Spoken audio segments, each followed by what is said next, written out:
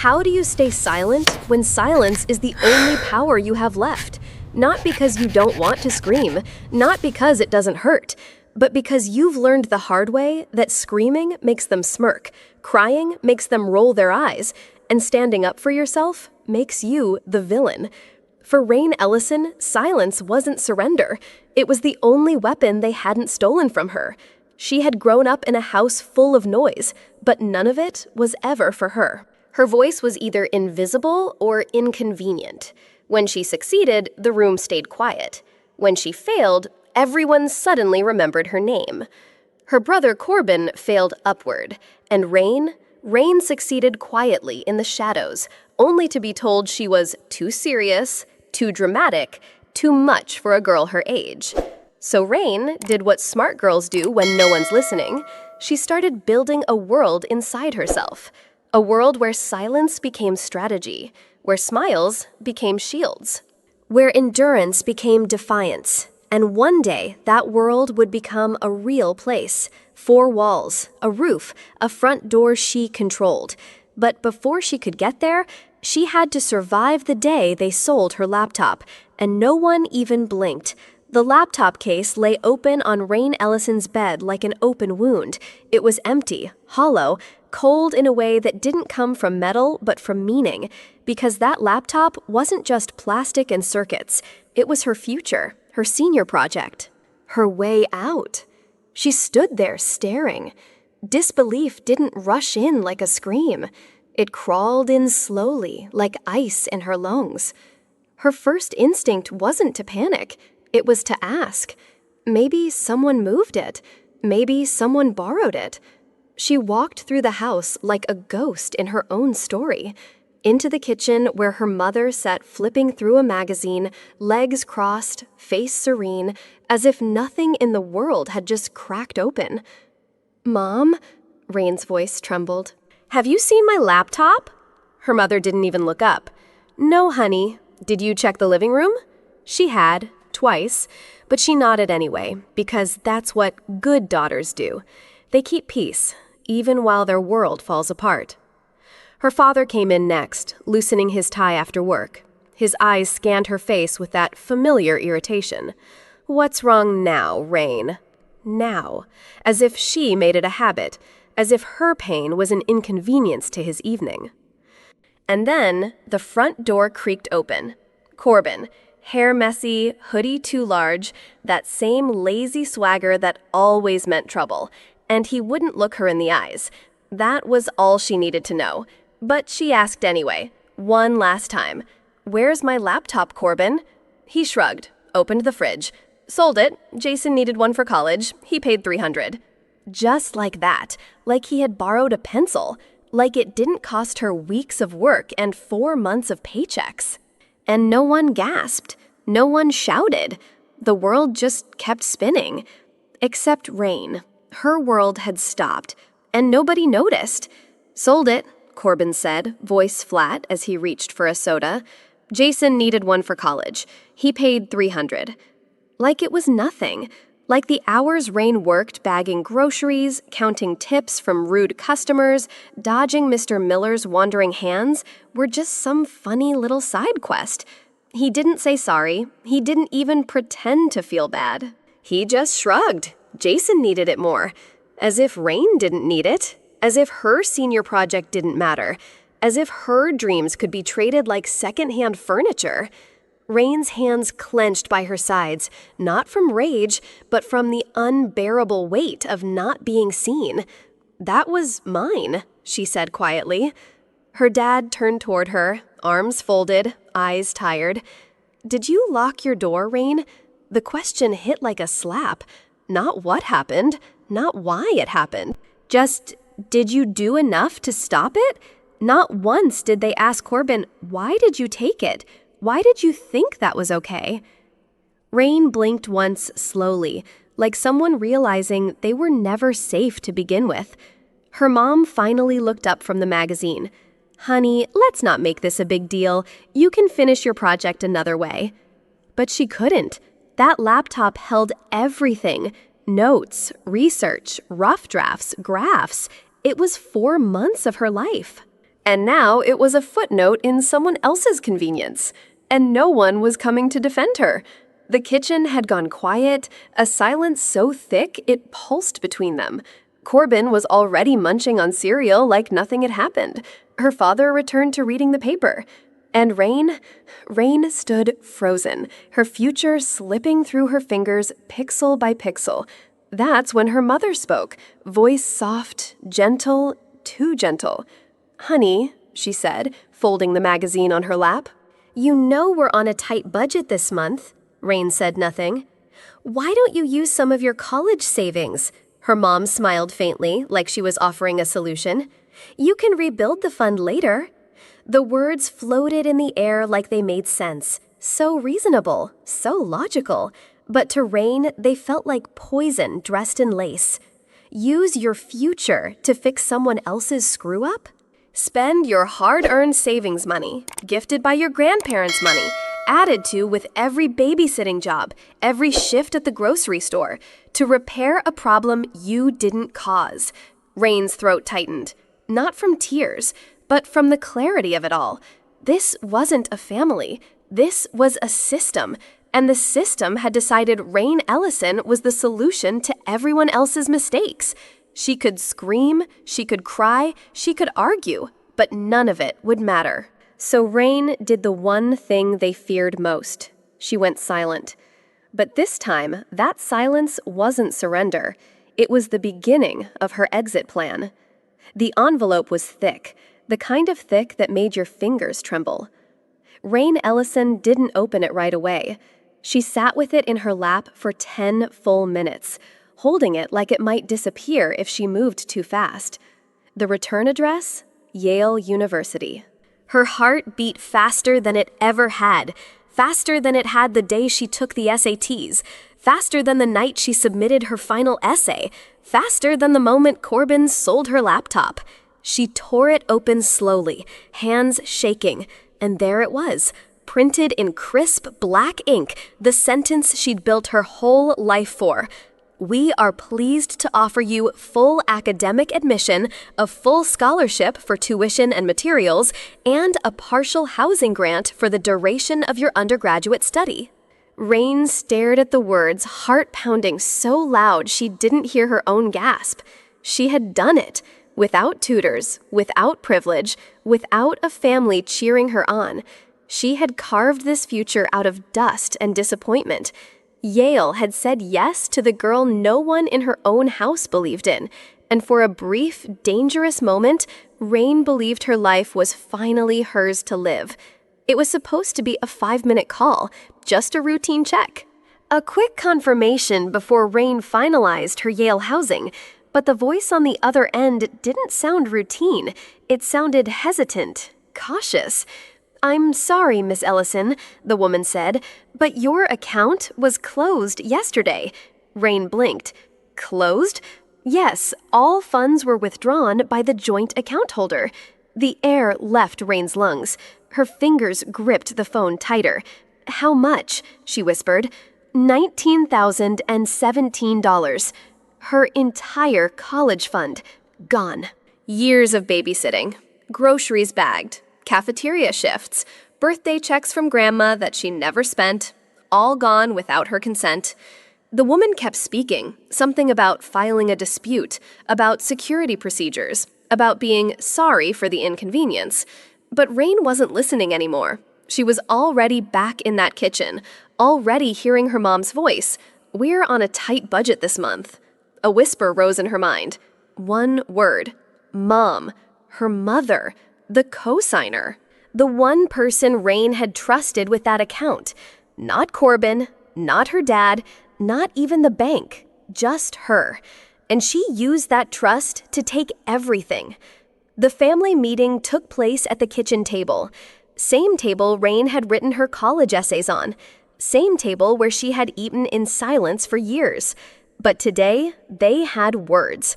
Not congratulations. Not, "We're proud of you." No, today, they had expectations. Her father cleared his throat. "Rain, we know this is disappointing, but Corbin got into some trouble." Rain didn't speak. She just stared at the chipped wood between them. He was with the wrong crowd. There were drugs involved, her mother added, like she was explaining bad weather. It's not as serious as it sounds. Serious enough to need $19,000, Rain thought.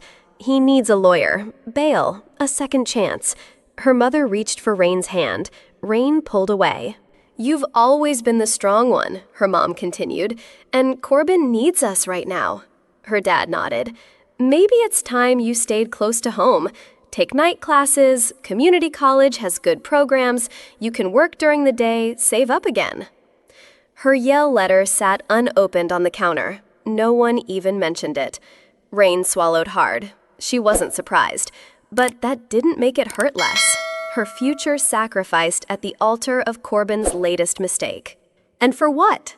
So he could come home and nap on the couch while she poured coffee at the diner? So he could fail again, but supported while she succeeded and stood alone? They weren't asking. They were telling her, your path is now his path. Rain didn't scream, didn't slam her fist. She just nodded and began quietly packing her bag that night. She didn't slam the door, she didn't leave a note, she didn't cry. Rain Ellison left the only way she ever survived, quietly. A single duffel bag, 1 pair of jeans, 3 shirts, a toothbrush, her grandfather's photograph, and $280, stuffed in an old tampon box hidden in the back of her sock drawer, tip money from the diner, saved dollar by dollar. A secret stash Rain had guarded without knowing why until now. $280, the same amount Corbin got when he sold her laptop. 2 years ago, it was the cost of her silence. Today, it became the cost of her freedom. The symmetry wasn't lost on her. Life has a cruel kind of math, but for once, Rain got to choose how the numbers added up. She bought a 2004 Dodge van from a coworker's uncle. Rusted wheel wells, faded blue paint. The passenger door didn't open from the inside.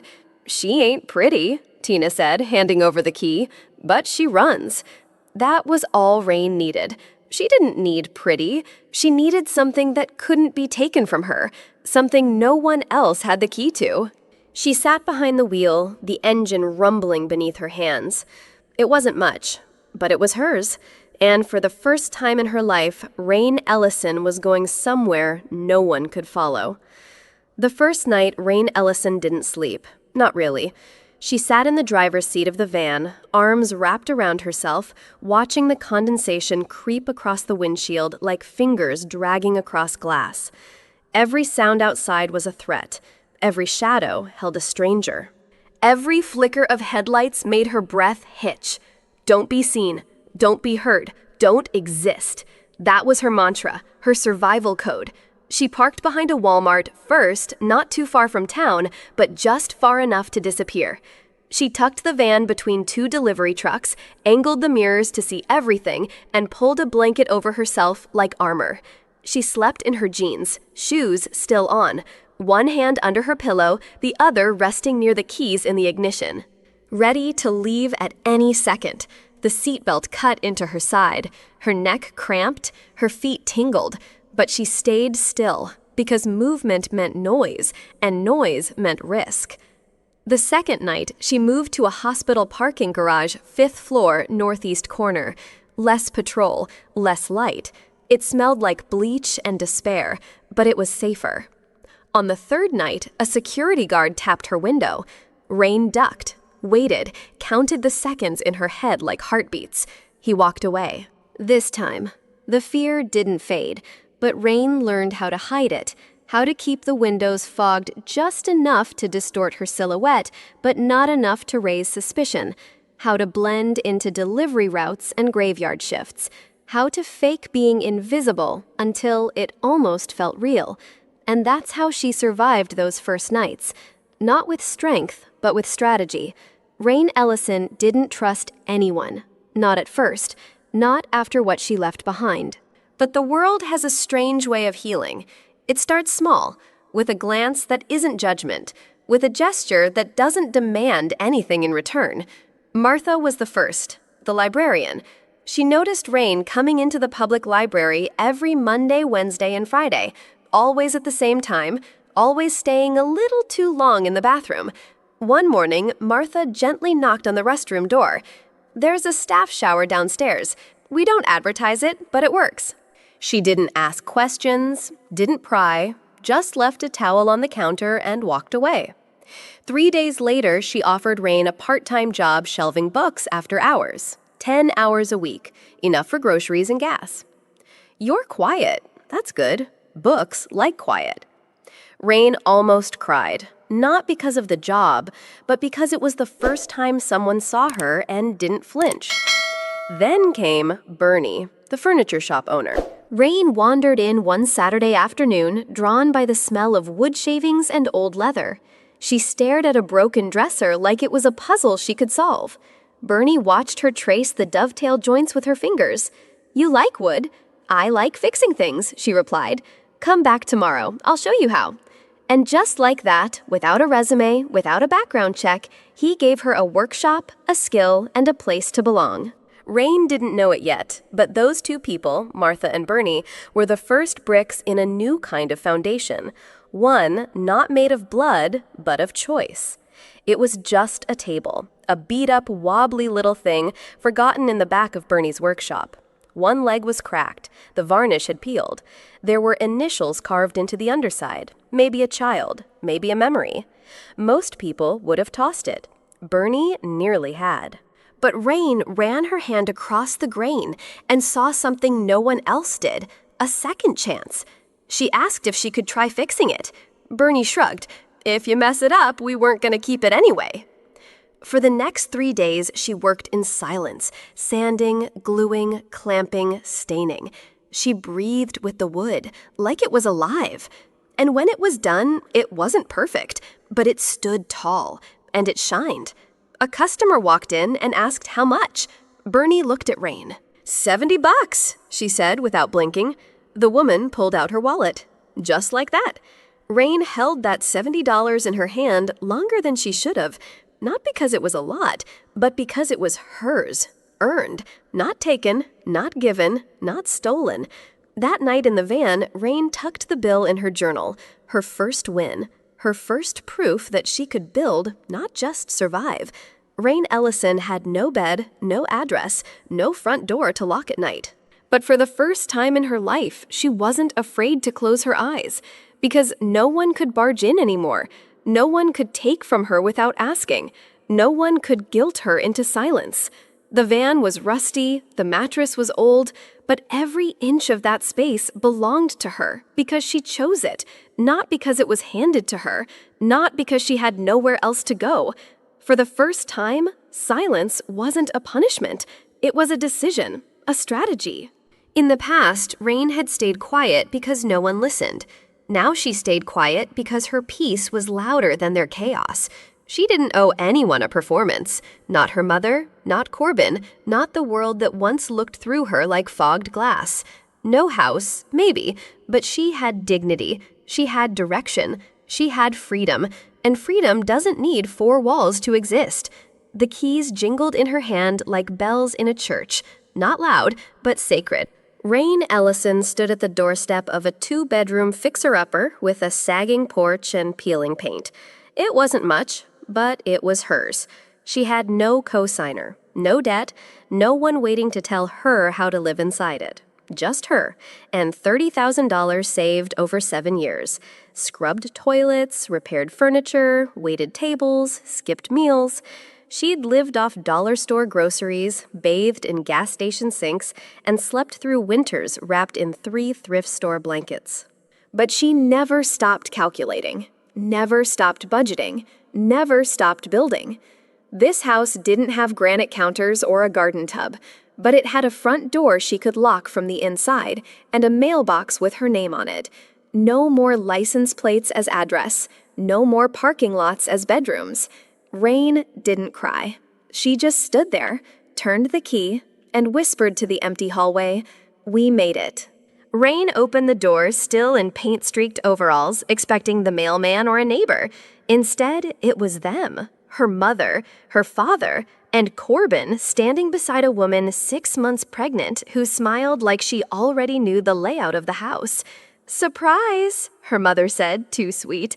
Her dad lifted a duffel bag. You didn't answer our texts, so we thought we'd just drop by. Corbin added, Yeah, we figured it's time we reconnect, as a family. The word family scraped Rain's chest like sandpaper. They looked different, a bit older, maybe thinner, but the energy exactly the same. Her mother's gaze scanning the entryway, her dad already wiping his shoes like he lived there, and Corbin grinning like he still owned something in her world. Rain didn't say a word.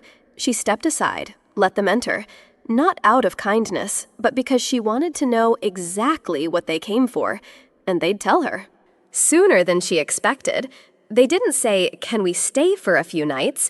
They said, So Corbin and Elle will take the master bedroom. The baby needs space. Then her mother handed Rain a printed schedule. Toilet usage, shower rotations, kitchen access. Her dad had drawn up a chore chart. We want to make sure it's fair. Everyone pulls their weight. Rain blinked. She was in her own house. Listening to people who once abandoned her, divide her rooms, assign her hours, and walk around like they built the place. Corbin even said, Oh, and I noticed the couch sags a little. I'll get my guy to fix it. Just send me a key. A key to her house. Rain didn't shout, didn't slam doors. She just sat down. Let them finish their little performance, because when it ended, they would learn what true ownership looked like. And what it meant to walk into someone's life without invitation. Rain didn't raise her voice. She didn't need to. She walked to her drawer, pulled out a folder, neatly labeled property deed and title, set it on the kitchen table right on top of Corbin's printed family schedule. Then reached into her pocket, pulled out her house key, the only copy. She placed it gently next to the folder, then looked at each other, slowly, steadily. Her mother was the first to shift uncomfortably. Her father tried to speak, but no sound came out. Corbin's face dropped like someone who just realized the stage he was performing on didn't belong to him. Rain finally spoke. Just one sentence. This house isn't big enough for guests. Then, silence. A silence so loud it sounded like justice. And one by one, they packed their things and left through the same door Rain once walked out of with nothing but $280 and a broken heart. Rain had only been gone 4 days, a quick work trip. She even brought back a little wooden horse from the antique market, a gift for the bookshelf she built herself. But when she pulled into the driveway, something was wrong. Curtains were drawn, lights were on, and there was music playing inside her house. She climbed the porch slowly. Tried the key. It didn't fit. Rain's fingers froze on the handle. She looked down. The lock had been changed. A child's laughter echoed behind the door. She smelled stir-fried onions. And somewhere, a TV was playing a cartoon. Her breath shortened. Her hands clenched. This wasn't a misunderstanding. This was an invasion. And the worst part? She knew exactly who it was. The curtain fluttered. A smug face peeked through. Corbin. He opened the window like he was welcoming a long-lost friend. Hey, sis, you're back early. We figured you'd be gone longer. How was the antique fair? Rain didn't answer. She didn't blink. Her arms crossed, her stance frozen. Then Corbin held something up to the glass. A piece of paper. Folded, highlighted, notarized. You're probably wondering what's going on, huh? Well, we're tenants now, he grinned. Check this out. Dad signed the lease. Says we can stay as long as we need. Rain walked to the window, eyes locked on the paper. And there it was, a fake rental agreement, full of legalese, signed by her father. He had no right, no authority, no name on the deed. But they thought it would be enough to bluff the law and keep her out of her own home. They weren't just taking space. They were trying to erase her entirely. From the house, from the narrative, from her own life. Rain moved slowly, but with purpose. She pulled her phone from her pocket. No yelling, no confrontation, just steady hands framing the broken lock. The new deadbolt, unfamiliar and cold. Then the damaged doorframe. The scratches where someone had forced their way in. She panned the camera inside, capturing Corbin's smug grin as he held the fake lease, the pregnant woman laughing quietly in the corner, her parents acting like they owned the place. Rain's voice was soft but clear as she whispered, "This is a break-in." She stepped outside, dialed 911 with steady fingers. "There's an unauthorized entry at my residence," she said. "I need police assistance immediately." Not a moment's hesitation, not a second of doubt. Rain Ellison had survived too much to stand down now. Help was on the way, and this time she wasn't alone. The silence outside was broken only by the soft rumble of police cruisers pulling into the driveway.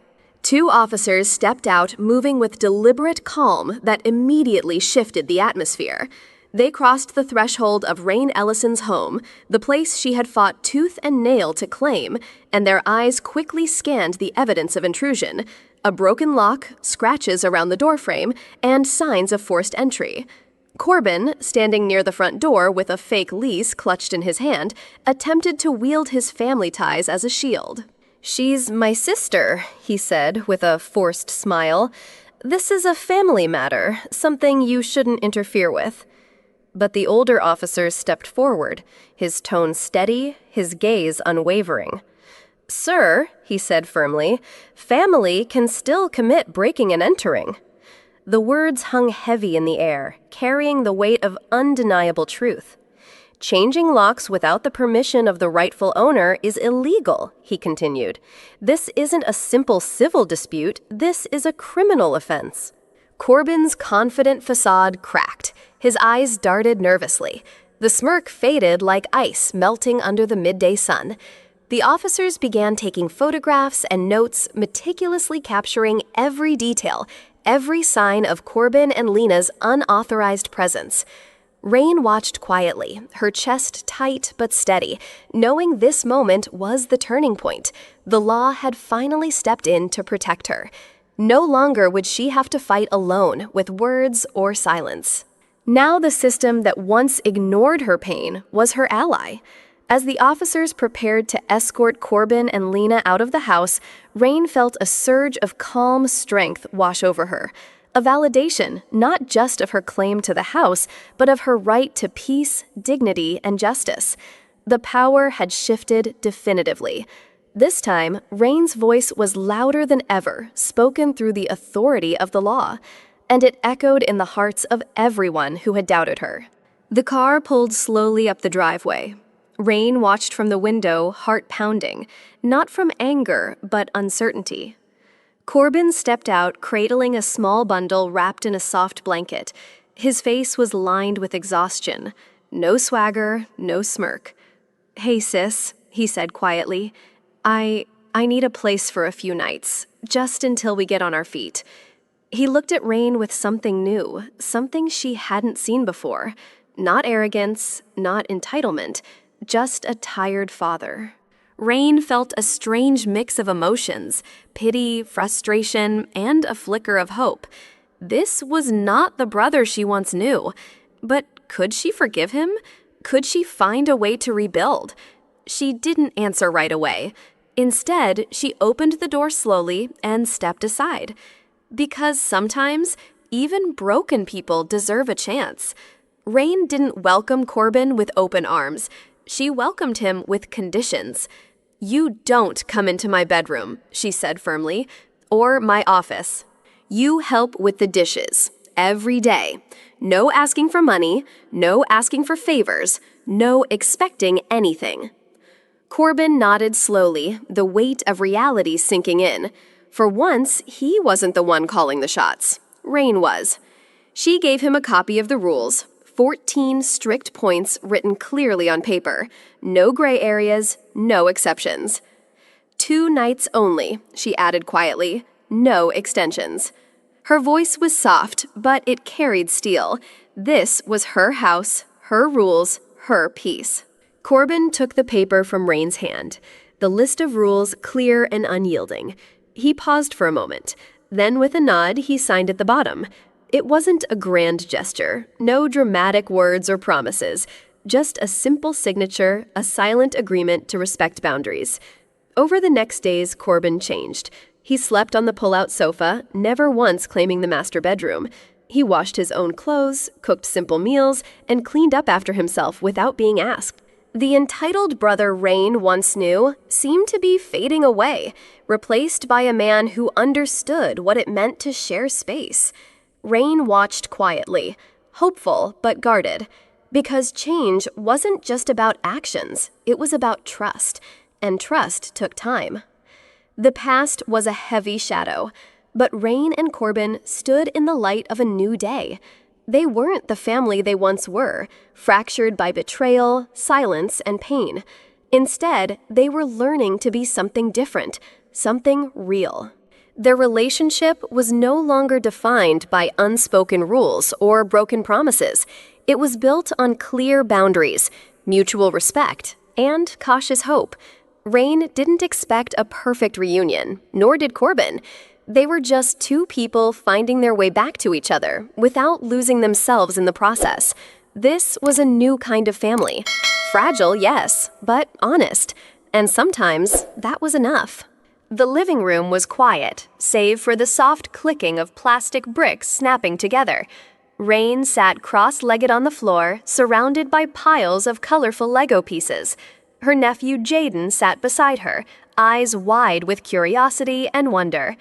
"Okay, Jaden," Rain said, her voice calm and steady. "Today, I'm going to teach you how to build something special." She picked up a bright red brick and placed it carefully on the floor. Then another and another, each one snapped tightly onto the last. "It's not about building the tallest tower," she explained. "It's about making sure every piece fits just right." "Why?" Jaden asked, tilting his head. "Because if one brick is loose or out of place, the whole tower will fall down." Jaden nodded, his small fingers trembling slightly as he tried to fit a blue brick in place. Rain smiled softly. "This is like life," she said. "Sometimes things feel shaky or unstable. But if you build carefully, with patience and care, your foundation will be strong." For Rain, building this Lego tower wasn't just a game. It was a symbol of her journey. The years of struggle and survival, the moments of heartbreak and hope, and the promise of a future she was finally building for herself. She thought about the house she now owned, the life she had painstakingly reconstructed brick by brick. "One day, Jaden," she whispered, "you'll build your own towers too. Towers that stand tall no matter what storms come." Jaden looked up at her eyes shining. "Will you help me if it falls down?" Rain reached over and hugged him tight. "Always." The doorbell rang. Rain paused her painting, heart tightening with an old familiar tension. She wasn't expecting anyone, especially not them. The door opened slowly. There stood her mother and father, faces heavy with years of regret. Her mother's voice trembled as she spoke 3 words, simple yet filled with the weight of everything unsaid. "We were wrong." It was the first time Rain had heard those words from them, but it felt like hearing a stranger speak. They didn't ask to come in, didn't ask for forgiveness, didn't expect a welcome. Rain watched them sit stiffly on the porch, a physical distance mirroring the emotional chasm between them. The past couldn't be undone. The damage couldn't be erased. But the apology, though late, was a start. And sometimes that's all there is. Rain opened the door just enough to let the cool evening air flow in. She stood tall, eyes steady, voice calm but resolute. "You can sit on the porch," she said, "but this house isn't open anymore." Her parents exchanged glances, surprise flickering across their faces. "We came to make things right," her mother said softly. Rain shook her head. "Forgiveness doesn't always mean welcome. I've built a life here with boundaries and hard lessons, and while I'm not angry anymore, I'm careful about who I let in." They sat in silence on the porch, the distance between them filled with years of pain and growth. Rain watched the shadows stretch across her yard, feeling the strength in her choice. Sometimes the bravest thing you can do is protect your peace, even if it means standing alone. Rain stood in the doorway, her gaze resting on the old van parked just beyond the garden. Once it was her only shelter, a cramped refuge against a world that had turned its back on her. Now it sat there like a trophy, a symbol of survival and strength. Inside the house, on a wall near the entrance, hung a small collection of milestones: the van's rusty keys, a check from her first sale, and a certificate from her online courses. Each item told a story of struggle, resilience, and quiet victories. Rain smiled softly, knowing she had built something far greater than walls or bricks. She had built herself, and that was the greatest home of all. Life will test your strength in ways you never imagined. Sometimes those who should stand by your side will disappoint you the most. But true power lies not in others' approval, but in your own courage to stand up, to set boundaries, and to rebuild brick by brick your own future. Forgiveness is a gift, but it doesn't mean giving up your peace or your dignity. Independence is earned through resilience, hard work, and self-respect. Remember, your home isn't just a place. It's where your spirit feels safe and strong.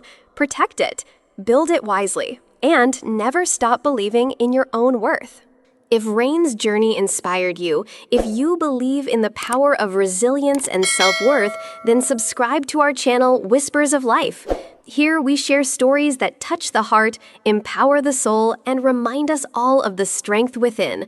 Don't miss out on more inspiring journeys like Rain's. Hit that subscribe button now and join a community that lifts each other up. Because every story matters, especially yours.